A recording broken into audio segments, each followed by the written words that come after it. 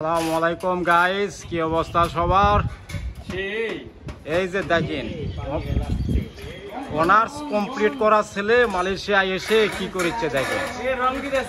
এই যে রং দিতেছে, অনার্স কমপ্লিট করা ছেলে বাংলাদেশে নাই চাকরি বাকরি, এখন কি করবে? রঙের কাজ করছে দেখেন। বাংলাদেশে চাকরির অভাব না বেড়ে বিদেশে কাজ কোনোটাই ছোট চোখে দেখা যাবে না, সব কাজই সমান। অনার্স কমপ্লিট করা ছেলে দেখে, গল্পটা শুনে তো আমাকেই খারাপ লাগে।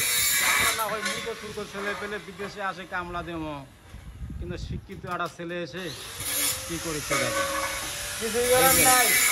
ময়ে চড়ে কাজ করেছে। আর ওই যে একজন ওই যে কাটাকাটি করেছে, ওই যে এগুলা সবই হচ্ছে কেন অনার্স কমপ্লিট করা ছেলে পেলে দেশের। বিদেশে আসে কোনো দাম নাই। ওকে, সবাই ভালো থাকবেন। ওকে।